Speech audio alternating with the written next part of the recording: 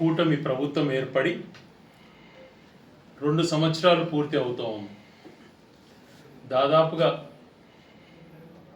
50% 50% of the tenure వాళ్ళ యొక్క ప్రజలు ఇచ్చిన మ్యాండేట్ 50% అయిపోయి వచ్చింది. 50% కంప్లీట్ అయింది వాళ్ళ పరిపాలన 5 సంవత్సరాల్లో భాగంగా. ఇంతవరకు వాళ్ళు ఎన్నికలలో ఇచ్చినటువంటి హామీలు ఏమీ నెరవేర్చకపోవటం, రాష్ట్ర అభివృద్ధిని తిరోగమనం పట్టించడం, ప్రజల యొక్క మనుగడను ప్రశ్నార్థకంగా మార్చి అన్ని రంగాలలో వైఫల్యమైనటువంటి మాట మనకు స్పష్టంగా కనపడుతూ ఉంది. ఈ 2 సంవత్సరాల పాలన వైఫల్యాల గురించి వైఎస్ఆర్ కాంగ్రెస్ పార్టీకి సంబంధించిన నాయకులు మండల స్థాయిలో కూడా, పట్టణంలో మండల స్థాయిలో కూడా వివిధ స్థాయిలో నిరసనలు వ్యక్తం చేశారు. అలాగే 12వ తేదీన వైఎస్ఆర్సీపీ నాయకులు, కార్యకర్తలు అందరి సహాయ సహకారాలతో, ప్రజల మద్దతుతో 12వ తేదీన ఈ ప్రభుత్వం పైన, ఈ ప్రభుత్వ వైఫల్యాల పైన మేమందరం కూడా నినాదం చేస్తూ శాంతియుతంగా కూడా ర్యాలీ చేయబోతున్నాం. ప్రభుత్వం ఏర్పడింది, వాళ్ళ యొక్క బాధ్యత అన్నది విస్మరించారు. ప్రతిపక్షంగా మేమేదో మాట్లాడుతున్నారు అన్నటువంటి భావన కొంతమందిలో ఉండొచ్చు, కానీ వాస్తవాలు గణాంకాలతో సహా ఉన్నాయి. ఒక ప్రభుత్వం ఏర్పడి 2 సంవత్సరాలలోనే గత వైఎస్ఆర్ కాంగ్రెస్ ప్రభుత్వం సంక్షేమ కార్యక్రమాలు ఎంతో లిబరల్గా ఇచ్చి, దేశంలో ఏ రాష్ట్రంలో కూడా ఇవ్వని విధంగా ప్రజలకు డీబీటీ దాదాపుగా 3 లక్షల కోట్ల డీబీటీ ద్వారా చేర్పించి, 5 సంవత్సరాల్లో కరోనా లాంటి మహమ్మారి ఉన్నా కూడా 3,33,000 కోట్ల అప్పులు చేస్తే, వాళ్ళకున్నటువంటి మీడియా అనుకోండి, వాళ్ళకున్నటువంటి శక్తి సామర్థ్యాలతో తప్పుదో పట్టించే విషయంలో ముందు 4 అడుగులు ముందుకేసి 10 లక్షల కోట్ల అప్పు చేసేసింది అని చెప్పి మాట్లాడారు. అన్ని గణాంకాల్లో కూడా నిరూపణ అయ్యబడ్డది. 3,33,000 కోట్లు కార్పొరేషన్ లోన్స్, అన్ని లోన్లతో కూడా కలిపి ఆ 5 సంవత్సరాలలో మొత్తం దిగిపోయేటప్పటికి ఉన్నటువంటి అప్పు. ఆ 3,33,000 కోట్లలో కూడా గత ప్రభుత్వం కూడా చేసినటువంటి అప్పులు కూడా అంతకుముందు కూడా దాంట్లో కూడా యాడ్ అయ్యి ఉన్నాయి. మరి వీళ్ళు 2 సంవత్సరాలలోనే ఇప్పుడు 3,50,000 కోట్లకు పైగా అప్పు చేయడం జరిగింది. ఇంకా 3 సంవత్సరాల పరిపాలన ఉండగానే దాదాపుగా ఇప్పటికే 3,50,000 కోట్లు అప్పు చేసి రాష్ట్రాన్ని ఏ గతిపాలు పట్టించారు, ప్రజలను ఎత్తిన ఎంత అప్పు వేస్తున్నారు, రాబో తరాలకు కూడా ఇది ఎంతో భారంగా మారేటువంటి పరిస్థితి కలిగింది. ఒక పక్కన లోన్లు విపరీతంగా తీసుకొచ్చారు, మరొక పక్కన అభివృద్ధి ఏమైనా చూపిస్తున్నారా అంటే అది కనపడటం లేదు. సంక్షేమం ఏదన్నా ఇస్తున్నారంటే అది లేదు. సూపర్ 6 హామీలన్నీ అమలు చేశాం, పండగ చేసుకోండి అని మాట్లాడుతున్నాడు. ఏమిచ్చాడు ఆ సూపర్ 6 హామీలలో? వందలాది హామీలు ఇచ్చాడు. అందులో సూపర్ 6 తీసుకుందాం. వందలాది హామీలు ఇచ్చి అవేమి నెరవేర్చకపోగా తను కొన్ని విషయాలు ఏదైతే ఎక్కువగా చెప్పి ప్రజల ద్వారా ఓట్లు వేయించుకున్నాడో ఆ ప్రజలను మోసం చేశాడు. 2 సంవత్సరాల పరిపాలన అయిపోయింది, ఇంతవరకు ఒక కొత్త పెన్షన్ అటువంటిది లేదు. 50 సంవత్సరాలు దాటినటువంటి బీసీ, ఎస్సీ, ఎస్టీ మైనార్టీలకు పెన్షన్లు ఇస్తామని చెప్పాడు, ఇంతవరకు దాన్ని ఊసే లేదు. 2 సంవత్సరాల నుంచి అర్హత పొందినటువంటి ఏ ఒక్క అర్హత ఉన్నటువంటి వ్యక్తికి ఒక కొత్త పెన్షన్ ఇవ్వలేదు అని అంటే పరిస్థితి ఏ రకంగా ఉందో అర్థం చేసుకోవాలి. పెన్షన్లలో గత ప్రభుత్వంలో 6 నెలలకు ఒకసారి క్రమం తప్పకుండా ఎలిజిబిలిటీ ఉన్న వాళ్ళకి అందరికీ కూడా పెన్షన్ ఇచ్చే పరిస్థితి ఉండేది. ఒక పక్కన అవ్వలను, తాతలను, వితంతువులను, మహిళలను ఈ విధంగా మోసం చేశాడు. మరొక పక్కన 18 సంవత్సరాలు దాటినటువంటి ప్రతి మహిళకు 1,500 ఇస్తానన్నాడు. 18 సంవత్సరాల నుంచి 60 సంవత్సరాలు ఉన్న వారికి ప్రతి ఒక్క మహిళకు నేను ప్రతి నెల 1,500 ఇస్తాను. సంవత్సరానికి 18,500 చొప్పున అది డబ్బులు వస్తాయి, ప్రతి నెల వాళ్ళకు వస్తుంది. 60 సంవత్సరాలు దాటి నుంచి పెన్షన్ ఉంటుంది కాబట్టి ఇంకా ప్రతి మహిళకు పండగే పండగ. ఇంతవరకు ఏదైనా ఊసెత్తుకున్నాడా? ఎంత అన్యాయమైనటువంటి పరిస్థితి అండి. ఎవరైనా మహిళలను మోసం చేస్తారా? మహిళలకు ఏది కూడా ఇవ్వకపోగా గత ప్రభుత్వంలో ఇస్తున్నటువంటి చేయూత, ఆసరా, కాపు నేస్తం, ఈబీసీ నేస్తం లాంటి పథకాల ద్వారా మహిళలకు లబ్ధి చేకూరేది. డ్వాక్రాలో క్రమం తప్పకుండా 0 వడ్డీ వచ్చేటువంటి పరిస్థితి ఉండేది. ఇప్పుడు ఆ 0 వడ్డీ లేదు, ఆ లోన్లు ఇచ్చేటువంటి పరిస్థితి సరిగా లేదు. వాళ్ళకు మాఫీ కథ దేవుడేరుగా కనీసం వాళ్ళ జీవనశైలిని మార్చడానికి వస్తున్నటువంటి అంతో ఎంతో భరోసా ఇస్తున్నటువంటిది ఏది కూడా తీసేసి, ఇస్తానటువంటిది ఏది కూడా ఇవ్వకుండా 2 సంవత్సరాలైనా ఇంతవరకు నిమ్మకు నీరెత్తినట్టున్నారు. మళ్ళీ ఏమంటున్నారు, మేము అన్నీ కూడా సూపర్ 6 హామీలు నెరవేర్చాము అని అంటారు. మహిళలను మోసం చేసావు, రైతులను అయితే నిర్దాక్షిణంగా వాళ్ళ కొంపలు ముంచుతున్నాం. గిట్టుబాటు ధర కల్పించడంలే, ఇంతవరకు ఒకసారి ఇన్పుట్ సబ్సిడీ లేదు. మరొక పక్కన చూసుకుంటే రైతుల పరిస్థితి దయనీయంగా ఉంది, ఎరువుల కొరత ఉంది. అంత ప్రభుత్వం ఏర్పాటు చేసినటువంటి రైతు భరోసా కేంద్రాలను పూర్తిగా ఎత్తేసావు. రైతుల గురించి ఆలోచన చేసే పరిస్థితి లేదు. గత సంవత్సరంలో ఏ రకంగా అయితే మామిడి రైతులు ఇబ్బంది పడ్డారు, ఈసారి జాగ్రత్తలు తీసుకున్నానంటే ఇప్పుడు మళ్ళా అదే పరిస్థితి. ఆడ ఫ్యాక్టరీ దగ్గరికి వెళ్ళి 3 రూపాయలు 4 రూపాయలు ఫిక్స్ చేస్తారు. రైతులు వాళ్ళ ఆత్మాభిమానం చంపుకుంటా లైన్లలో నీళ్ళలో క్యూలలో నిలబడుకొని రకరకాల ఇబ్బందులు పడుతున్నారు. ప్రభుత్వం నుంచి మద్దతు ధర ఇస్తామంటారు, ఇంతవరకు లేదు. గతంలో కూడా రైతులకు ఎవరికి డిపాజిట్ చేయలేదు. ఈ రకంగా అన్ని రకాల వాళ్ళను మోసం చేస్తూ ఏ ఒక్క రైతును, టమాటో రైతు పరిస్థితి అలాగే ఉంది. ఇంతవరకు 2 సంవత్సరాల పరిపాలన పూర్తయింది, ఏ రోజున రైతులకు ఇన్పుట్ సబ్సిడీ ఇవ్వాలన్నటువంటి కనీస ఆలోచనకు రాలేదు అని అంటే రైతులపైన ఆయనకు ఉన్నటువంటి ప్రేమ ఏ పాటిదో అర్థమవుతోంది. మరొక పక్క యువత, మరొక పక్కనేమో మీరు పిల్లల్ని కనండి, ఒకరొకరు 5 మందిని పుట్టించుకోండి, 2 తర్వాత పుట్టిన ప్రతి పిల్లవాడికి నేను 10,000 ఇస్తా 30,000 ఇస్తా అన్నటువంటి ప్రచారం చేసేట్టు ఈ మనిషి ఇప్పుడు ఉన్నటువంటి యువతకే నిర్దాక్షిణంగా ఉన్న అన్యాయం చేస్తున్నాడు. నిరుద్యోగ వృత్తి రూపంలో ఉద్యోగం రాకపోతే ప్రతి వ్యక్తికి 3,000 రూపాయలు ఇస్తానటువంటిది ఇంతవరకు ఆ ఊసే ఎత్తుకోలేదు. యువతను నిర్దాక్షిణంగా, మహిళలను ఎవరు మోసం చేయలేన చేశాడు, యువతను ఎవరు మోసం చేయలేన చేస్తున్నాడు. ఉద్యోగాలు జాబ్ క్యాలెండర్ అన్ని ఇస్తాను అంటున్నాడు.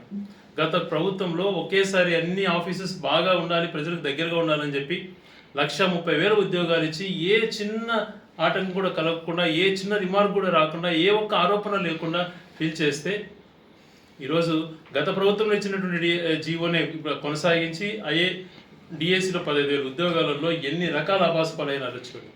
ఈరోజు ఒక్కదానిపైన క్లారిటీ చెప్తున్నారా? మోసం జరిగిపోయింది, యువతకు అన్యాయం చేశారు, ఆ పోస్టర్లో కూడా మీరు మోసాలు చేసి డబ్బులు దండుకున్నారు అని అంటే గతంలో మా ఫస్ట్ టైం జరగలేదన్నారు, ఇప్పుడేమో హారిజాంటల్ అనేది అర్థం కాల, ఇది కూడా మేము కాదు జగన్ పెట్టాడు అంటాడు. మళ్ళీ ఏది కూడా మీ వైఫల్యాలంతా కూడా జగన్ గారు గత ప్రభుత్వం పైన తోసేయడమే కానీ మీరు చేసినటువంటి తప్పిదాల పైన ఏ రోజు మాట్లాడు. మీ కుటుంబ భాగస్వామ్యంలో ప్రభుత్వంలో వరుసగా నీట్ పేపర్ లీక్ అయ్యి విద్యార్థుల భవిష్యత్తు ఏ రకంగా మీరు అగోమరం చేస్తున్నారో ఒకసారి ఆలోచన చేసుకోబడుతున్నారు. విద్యార్థుల జీవితాలతో ఆడుకుంటున్నారు. మరొక పక్కన వాళ్ళకు ఇవ్వాల్సినటువంటి ఫీజు పేమెంట్స్ బకాయిలు పెండింగ్ పెట్టి 6,000 కోట్ల రూపాయలు పైగా ఇచ్చేశారు. ఈరోజు ఇంజనీరింగ్ అయిపోయేటువంటి విద్యార్థులకు సర్టిఫికెట్స్ రాక ఆ డబ్బులు కట్టలేక మానసిక వేదనకు గురవుతున్నారు. డిగ్రీలు పూర్తయిన వాళ్ళు విద్యార్థుల పరిస్థితి అలాగే ఉంది. దాదాపుగా 6,000 కోట్ల రూపాయల పైగా బకాయిలు పెట్టాడు, అవి ఇవ్వని అంటున్నాడు. అలాగే ఆరోగ్యశ్రీకి సంబంధించి కూడా ఇప్పుడు 5,000 కోట్ల పైన దాటిపోయింది బకాయి. హాస్పిటల్స్ అంతా కూడా సరైనటువంటి ట్రీట్మెంట్ ప్రజలకు ఇవ్వటం లేదు. వాళ్ళకి ఏదైనా జబ్బు చేస్తే ఇంతకుముందు ధైర్యంగా ఎక్కడికైనా హాస్పిటల్కి వెళ్ళి ఫ్రీగా వైద్యం చేయించుకునే పరిస్థితి. ఈరోజు అరాకొర 100కి 1-2 నాయకులు కమిషన్లు తీసుకొని సీఎంఆర్ఎఫ్ అని చెప్పి నాయకులు ఇళ్ళ ముందర నిలబెట్టి వాళ్ళ ఆత్మాభిమానంతో ఆడుకుంటున్నారు. ఇదే పరిపాలన అంటే? అన్ని రకాల వైఫల్యాలు విద్యార్థుల విషయంలో లేదు, మహిళల విషయంలో లేదు, రైతుల విషయంలో లేదు. అన్ని రకాలు పెన్షన్లు ఇవ్వలేదు, మహిళలకు డబ్బులు ఇవ్వలేదు, రైతులకు ఇస్తానటువంటి ప్రతి సంవత్సరం ఇస్తానటువంటి 20,000 రూపాయలలో ఒక సంవత్సరం పూర్తిగా ఎగరగొట్టావు, 2వ సంవత్సరం కూడా పూర్తిగా ఇవ్వలేని పరిస్థితి ఏర్పడింది. అమ్మఒడి ఒక సంవత్సరం పూర్తిగా ఎగరగొట్టేసావు, ఒక సంవత్సరం ఇచ్చావు, 2వ సంవత్సరం ఇంకా విధి విధానాలలోనే ఉన్నారు. మీ ప్రభుత్వం ఏర్పడి 3వ సంవత్సరంలో పడింది, ఇంతవరకు ఒకటేసారి అమ్మఒడి ఇచ్చారు, రైతులకు ఒకటేసారి ఇచ్చారు. ఇవన్నీ ఎగరగొట్టి మోసం చేస్తున్నటువంటి విషయం మీకు తెలియటం లేదా? యువత నడ్డి విరిచారు. వాళ్ళకు ఏదో పరిశ్రమలు అని చెప్పేసి ఊరికే భూములు 99 రూపాయలు 99 పైసలకు పంచుతూ పప్పులు వెళ్ళాలా ఏవో వచ్చేస్తే భ్రమింపజేసి దోచుకుంటున్నారు యువకుల పేరు చెప్పి. ఎక్కడ పరిశ్రమలు ఏర్పాటు చేయలేదు. ఈరోజు గతంలో శ్రీ సిటీలో ఏర్పడిన పరిశ్రమలు తీసుకోండి, వైజాగ్లో వచ్చిన పరిశ్రమలు తీసుకోండి, పోర్ట్స్ తీసుకోండి, ఇవన్నీ గత ప్రభుత్వంలో జగన్ గారు చేసినట్టే, కానీ మీరు ఏది కూడా చేయలేకపోయినారు. ఇంకా గ్రామీణ ప్రాంతాలలో కానీ పట్టణ ప్రాంతాలలో కానీ నివాసము వాళ్ళకి ఏదైతే అత్యంత అవసరమైనటువంటి హౌసింగ్ అన్నటువంటిది ఉందో, గత ప్రభుత్వంలో 30 లక్షల మందికి పట్టాలు ఇచ్చి ఇల్లులు ఇస్తే కాలనీలు ఏర్పాటు చేస్తే ఇప్పుడు 2 సంవత్సరాల ప్రభుత్వం ఏర్పడి ఒక్క ఇల్లు కూడా మీరు మంజూరు చేయకుండా గత ప్రభుత్వంలో ఇచ్చినటువంటి గృహాలనే మీరు గృహప్రవేశాలు చేస్తామని అక్కడొకటి చేసుకొని ప్రజలను మోసం చేస్తున్నారు. ఒక కొత్త హౌసింగ్ ఇచ్చారా ఈ ప్రాంతాల్లో అనేది ఒక్కసారి మీరు బేరీ చేసుకోండి. అన్ని రంగాలలో వైఫల్యం. ఇవన్నీ ఒక ఎత్తు అయితే, లా అండ్ ఆర్డర్ విషయం ప్రభుత్వం ఏర్పడిన రోజు నుంచి నిర్దాక్షిణంగా చేయడం. వినుకొండలో రషీద్ అనేటువంటి వ్యక్తిని చంపినటువంటి విధానం, వందలాది మంది కార్యకర్తలను చంపినటువంటి విధానం, వీళ్ళు చేసినటువంటి దౌర్జన్యాలు, అక్రమాలు చూస్తే మీకు ఆల్రెడీ బ్రాండ్ ఉంది వెన్నుపోటని, మీది హత్యల పార్టీ, ప్రజలను నిర్దాక్షిణంగా చంపే పార్టీ అని కూడా మిమ్మల్ని అనొచ్చు. ఇవన్నీ అపవాదులు మీ పైన పెట్టుకొని మళ్ళా అవతల పార్టీని డిమోరలైజ్ చేయడానికి గొడ్డలని మాట్లాడుతున్నారు మీరు. ఈరోజు వివేకానంద రెడ్డి హత్య విషయంలో ఆశ్చర్యకరంగా ప్రపంచంలో ఎక్కడా ఉండదు.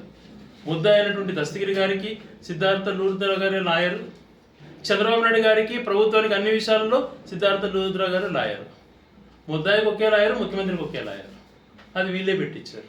ప్రభుత్వం నుంచి కోట్లాది రూపాయలు, నెలకు ₹1 కోటి, ₹2 కోట్ల ఫీజులు చెల్లిస్తారు ప్రభుత్వం, ప్రజల సొమ్ముని ఒక లాయర్కి. ఏంటండి ఇక్కడ జరుగుతుంది ఇట్లాంటివి? ఇదే ప్రభుత్వం నడపాల్సిన బాధ్యతగా నడిపించాల్సిన మనిషి ఒక బాధ్యత ఇదే?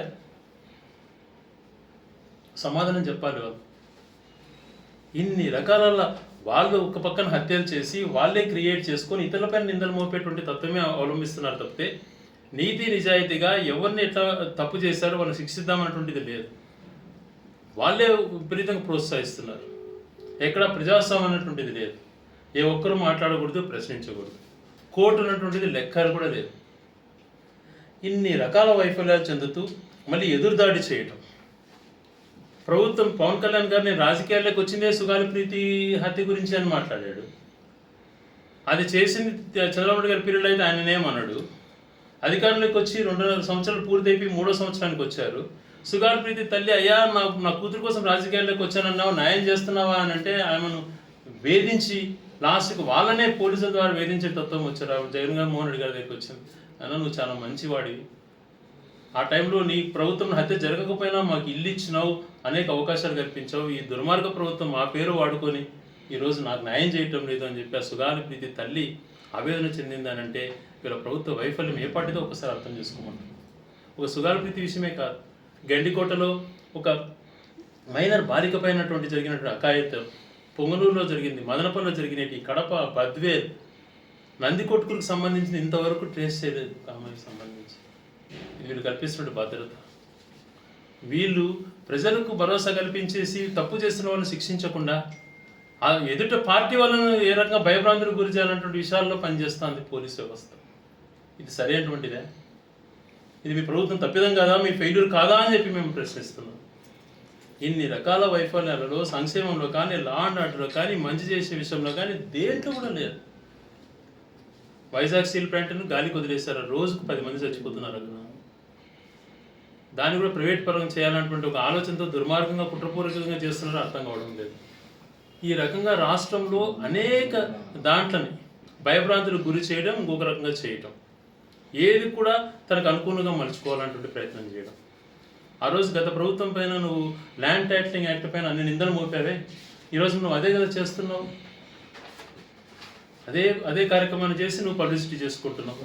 ఈరోజు ఒక ఉదాహరణకి మన ప్రాంతంలోనే ఎంతమంది రైతులకు గత ప్రభుత్వం మేలు చేసింది అన్నట్టు ఆలోచన చేసుకోమంటున్నావు. ప్రతి ఒక్క రైతును వేలాది ఎకరాలు ఎప్పటి నుంచో చుక్కల కింద పడి వాళ్ళ పరిస్థితి చాలా అన్యాయంగా ఉంటే ఆ పూర్తిగా చట్టం తీసుకొచ్చి వాళ్ళకి హక్కులు కల్పించింది ప్రభుత్వం. దాదాపుగా ఒక నియోజకవర్గంలో, రాయచూరు నియోజకవర్గంలోనే 20-30 వేల ఎకరాలకు పైగా రైతులకు మేలు జరిగింది.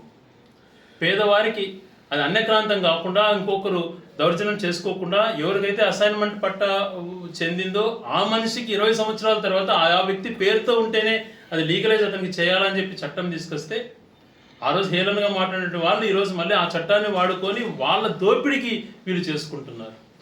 మనుషులను బ్లాక్మెయిల్ చేస్తూ మా పార్టీ వాళ్ళకే చేయాలా అని చెప్పి ఆ చట్టంలో ఉన్నటువంటి దాన్ని వాడుకొని వాళ్ళు ఇది చేస్తున్నారు. ఈ ఫ్రీ హోల్డ్ వల్ల పేద ప్రజలకు అసైన్మెంట్, దానివల్ల 2004 నుంచే భూ పంపిణీ కార్యక్రమం ఏ రకంగా జరిగిందో అందరికీ తెలుసు. రాజశేఖర్ గారి పీరియడ్లో 5 సంవత్సరాలు కూడా భూ పంపిణీ కార్యక్రమం జరిగింది. వాళ్ళందరికీ ఆ భూములు రెగ్యులరైజ్ అయ్యేటువంటి పరిస్థితులలో వీళ్ళు దోపిడీకి తెరెత్తుతున్నారు. మరొక పక్కన ఎక్కడ చూసినా మట్టి, ఇసుక, పట్టా భూములలో కూడా గుంతల మీద తవ్వేసేసి రైతును బెదిరించేటువంటి పరిస్థితి ఈ ప్రాంతంలో వచ్చింది అని అంటే ఎంత దౌర్జన్యం అండి ఇది! ఎంతకాలం కొనసాగుతుంది? దౌర్జన్యాలకు అస్తవ్యస్తంగా వ్యవస్థలను వాడుకొని దీంట్లోకే మీరు చేయాలన్నటువంటి ప్రయత్నం చేస్తున్నారు తప్పితే ప్రజాస్వామ్య రీతిలో చేయాలా, మంచి చేయాలా, ఇచ్చినటువంటి బాధ్యతను ఏ రకంగా చేయాలా అటువంటిది ఇంతవరకు చేయలేదు. అభివృద్ధి అంటారా, జిల్లా కేంద్రం అలాగే ఉంది. ఈరోజు 2002లో జిల్లా కేంద్రం 26 జిల్లాల కేంద్రంగా ఏర్పాటు చేసింది గత ప్రభుత్వం, మా ప్రభుత్వం. అందులో భాగంగా రాయచోటిని కూడా జిల్లా కేంద్రం చేసుకోగలిగినాం. ఈరోజు ఆ రోజు 23లో గౌరవ పెద్దలు అందరి సమీక్షంలో ఒక నోట్ తయారు చేసి ఏ రకంగా జోన్స్ బైఫర్కేషన్ చేయాలా అని చెప్పి దీన్ని గెజిట్ తేవాలని చెప్పి 23లో మేము పంపించిన దాన్ని 25లో కేంద్ర ప్రభుత్వం ఆమోదం తెలిపి ఆ గెజిట్ కూడా ఇచ్చింది. ఈరోజు ఈ రాష్ట్ర ప్రభుత్వం 2025 డిసెంబర్ 31న కొత్త జిల్లాలు ఏర్పాటు 28 జిల్లాలని చెప్పింది. మరి ఇంతవరకు ఆ గెజిట్కి సంబంధించి మాట్లాడలేకపోతున్నారు. 26 జిల్లాల గెజిట్ ఇప్పుడు ఎందుకు అమలు అవుతుంది అన్నటువంటిది ఆలోచన చేసుకోలేకపోతున్నారు. కనీస పరిజ్ఞానం లేనటువంటి ఈ వ్యక్తులు అస్తవ్యస్తంగా వ్యవస్థను దాడి చేసి ఒక ప్రాంతాన్ని అన్యాయం చేయాలని చూస్తున్నారు తప్పితే నిజంగా వీళ్ళు ఏది కూడా సరైనటువంటి రీతిలో చేయాలన్నటువంటిది ఏ రోజు ఆలోచన కలగదు. ఈరోజు కేంద్ర ప్రభుత్వం గెజిట్లో ఉన్న దాని ప్రకారమే ఉద్యోగస్తుల బైఫర్కేషన్ జరుగుతూ ఉంది. జోన్స్ ప్రకారంగా జోన్ 4లోను జోన్ 5 మన అన్నమయ్య జిల్లా ఏదైతే గతంలో ఏర్పడిందో అదే గెజిట్ కింద వచ్చింది. మరి దాన్ని అలాగే కొనసాగించాలి ప్రభుత్వం. కలెక్టర్ని తిరిగి ఇక్కడే పెట్టేటువంటి కార్యక్రమం చేపట్టాలి వెంటనే. ఎస్పీ గారిని ఇక్కడికే ఆల్రెడీ ఆఫీసెస్ ఎస్టాబ్లిష్డ్ ఉన్నాయి కాబట్టి ఆ గెజిట్ ప్రకారంలో ఉన్నటువంటిది కేంద్ర ప్రభుత్వం కూడా అదే గెజిట్ ఇంకా పరిగణలోకి తీసుకొని ఉంది కాబట్టి ఈ రాష్ట్ర ప్రభుత్వం కూడా 28 జిల్లాలను గుర్తించలేదు కాబట్టి ఇంకా అది అఫీషియల్ కాలేదు కాబట్టి అంతకుముందు హెడ్ క్వార్టర్ రాయచోటిని కొనసాగించే విధంగా ఈ ప్రభుత్వం ప్రయత్నం చేయాలని చెప్పి గట్టిగా డిమాండ్ చేస్తుంది. మీరు తప్పిదం చేశారు, ఇప్పుడైనా సరైన మార్గంలోకి రండి. మీరు చేసిన తప్పిదము గెజిట్ కూడా మీకు ఇంకా లేదు. 28 జిల్లాలకు సంబంధించింది 26 జిల్లాలకు సంబంధించిన గెజిటే ఉంది. అంతకుముందు ఉన్నటువంటి అన్నమయ్య జిల్లా రాయచోటి హెడ్ క్వార్టర్స్గా ఉంది. ఇక్కడి నుంచే యుద్ధ ప్రతిపాదన కలెక్టర్ రెసిడెన్స్ కూడా కంప్లీట్ చేశాం. కలెక్టర్ గారు కూడా ఇక్కడి నుంచే వెళ్తున్నారు. ఇవన్నీ పరిధిలోకి తీసుకొని కలెక్టర్ ఆఫీస్, ఎస్పీ ఆఫీస్ ఇక్కడే పెట్టాలని చెప్పి గట్టిగా డిమాండ్ చేస్తున్నాం. ఈ కూటమి ప్రభుత్వం ఏర్పడిన తర్వాత నిత్యావసర సరుకులు ఎంత ధరలు అయిపోయినాయి. ఈ 2 సంవత్సరాలలోనే డీజిల్, పెట్రోల్ పరిస్థితి ఏంది ఒకసారి ఆలోచన చేయమంటున్నారు. ఒక నెల రోజుల్లోపే 10 రూపాయల దాకా తీసుకుపోయినారు, పెంచేశారు. ప్రతిరోజు నిత్యం వాడుకునేటువంటి సిలిండర్ ధరలు రోజుకు 20 రూపాయలు, 30 రూపాయలు పెంచుకుంటూ పోతున్నారు. గ్యాస్ సిలిండర్ ధరలు పెంచిరి, పెట్రోల్ డీజిల్ ధరలు పెంచిరి. గతంలో ఏం మాట్లాడారు, ఈ రాష్ట్రంలో దేశంలో హైయెస్ట్ ఆంధ్ర రాష్ట్రంలో ఉంది పెట్రోల్ ధరలు అన్నారు. ఈరోజు మరి ఎందుకు తగ్గించలేకపోతున్నారు? పక్కన కర్ణాటకలో మనకన్నా చాలా తక్కువ ఉంది, తమిళనాడులో తక్కువ ఉంది, తెలంగాణలో తక్కువ ఉంది, ఆ పక్క ఒరిస్సాలో తక్కువ ఉన్నాయి. బార్డర్ స్టేట్స్ అన్నింటిలో మనకన్నా 5 రూపాయలు, 10 రూపాయలు తక్కువ ఉన్నాయి. విపరీతంగా పెట్రోల్ డీజిల్ పెంచేసి, సిలిండర్లు పెంచి, నిత్యావసర సరుకులు ఇష్టానుసారం పెంచి ప్రజలను అధోగతి పాలు చేస్తూ మళ్ళీ మీరు మాట్లాడుతున్నారు. ఇన్ని రకాల ఈ ప్రభుత్వం వైఫల్యం చెందింది కాబట్టి ఖచ్చితంగా వైఎస్ఆర్ కాంగ్రెస్ పార్టీకి సంబంధించి వీళ్ళ వైఫల్యాలను ప్రజలకు తెలియచేసేందుకు 12వ తేదీన అందరూ వైఎస్ఆర్సీపీ నాయకులు, కార్యకర్తలు ఈ నిరసన కార్యక్రమంలో పాల్గొనాలని విజ్ఞప్తి చేస్తూ ఈ ప్రభుత్వ వైఫల్యాలను దాదాపుగా వీళ్ళ టెన్యూర్ అర్థం కంప్లీట్ అయిపోతుంది కాబట్టి చేసే పరిస్థితులలో కూడా వీళ్ళు లేరు కాబట్టి ప్రజలు ఇంకా మోసం చేసి ఇంకా ఈ రాష్ట్రాన్ని అప్పుల పాలు చేసే ప్రయత్నంలో ఉన్నారు కాబట్టి యువత, మహిళలు, రైతులు, ఉద్యోగస్తులు నిర్దాక్షిణంగా ఉంచడం, వాళ్ళకి ఇంతవరకు వాళ్ళకి సంబంధించింది ఐఆర్ ఇంతవరకు లేదు. వాళ్ళకు ట్రైనింగ్ అని చెప్పి కనీసం ఆ ట్రైనింగ్లో వాళ్ళకి ఇచ్చిన డబ్బులు కేటాయింపులు 2 పూట్ల భోజనం కూడా సరిగా పెట్టలే, 1 పూట భోజనం కూడా పెట్టలేని పరిస్థితుల్లో ఆకలి వాళ్ళు అలమటిస్తా అంటే చూసి ఆనందపడుతున్నారు కొంతమంది. వాళ్ళకి ఏ రకంగా వాళ్ళకి ట్రైనింగ్ ఎంత ఇంపార్టెంట్, ఎందుకు పిలిపించినాము, వాళ్ళకి సరైన వసతులు ఉన్నాయా లేదా అన్నటువంటి చూసుకునే పరిస్థితుల్లో కూడా ఈ ప్రభుత్వం లేదు. వాళ్ళని కూడా బెదిరించేటువంటి తత్వంలో చూడడం. కానిస్టేబుల్స్ పరిస్థితి ఘోరంగా ఉంది. వాళ్ళని మాట్లాడే విధానంలో గౌరవం లేకుండా వాళ్ళని సంబోధించే విధానం చూసి నేనే బాధపడుతున్నాను. ఒక అధికారిని నీకన్నా పెద్దవాడైనా చిన్నవాడైనా గారు అని సంబోధించాలా, లేకపోతే పేరుతోనే పిలవాలి, కానీ ఏకవచనంతో పిలిచేటువంటి పరిస్థితి రాజకీయ నాయకులకు ఏర్పడడం దురదృష్టకరం. కానిస్టేబుల్ అలాగే అవమానిస్తున్నారు, ఎస్ఐలు, సీఐలు దారుణంగా మాట్లాడుతున్నారు. సీఐల పరిస్థితి ఇంతవరకు 80 మంది రాష్ట్రంలో పైగా 80 నుంచి 100 మంది పైగా పోస్టింగులు రాక వాళ్ళ కుటుంబాలను పోషించుకోలేని పరిస్థితి, జీతాలు రాక అల్లాడిపోతున్నారు. మరొక పక్కన డిఎస్పీల పరిస్థితి కూడా అలాగే ఉంది. ప్రతి చిన్న దానికి ఐజీలు డిఐజీ స్థాయిలో ఉన్నటువంటి వ్యక్తులు కానిస్టేబుల్కు ఎస్ఐలకు ఫోన్ చేసి బెదిరించేటువంటి సిస్టమ్కి వచ్చినారు అని అంటే వీళ్ళ వ్యవస్థ ఏ రకంగా దిగజారిపోయిందో ఒకసారి అర్థం చేసుకోవచ్చు. కనీసం ఎస్పీ పరిజ్ఞానం కూడా లేకుండా, ఎస్పీతో మాట్లాడినటువంటి కట్టసీలు లేకుండా పై అధికారులు కానిస్టేబుల్ స్థాయి కూడా ఫోన్ చేసి బెదిరించేటువంటి వ్యవస్థను వీళ్ళు తీసుకొచ్చారు అని అంటే ఎంత ఘోరంగా ఉందో ఈ వ్యవస్థను ఒకసారి ఆలోచన చేయండి. ఎన్ని విషయాలలో ఈ వైఫల్యాలు అన్నీ కూడా పూర్తిగా ఉన్నాయి కాబట్టి ఈ వైఫల్యాలు అన్నింటినీ కూడా ప్రజలకు తెలియచేయాలంటే మనం శాంతిపూర్వకంగా మనకి ఏదైతే పెద్దలు నేర్పించినటువంటి ఒక మంచి విధానం అయితే నేర్పించారో ఆ విధానంలో భాగంగా దాన్ని అనుమతిస్తూ ఆ రూల్స్ను ఫాలో అవుతూ ఆ రోజు శాంతియుతంగా జరిగే ర్యాలీని అందరూ పాల్గొనాలని చెప్పి తెలియచేస్తూ, అలాగే ఈ ప్రభుత్వ వైఫల్యాలు ఏవైతే ఉన్నాయో ఇవన్నీ కూడా సుదీర్ఘంగా నేను వివరించాను. ఇవన్నీ మన మీడియా సోదరుల ద్వారా ప్రజల ముందుకు వెళ్ళాలా అని చెప్పి మీడియా సోదరులను కోరుకుంటూ సెలవు తీసుకుంటున్నాను.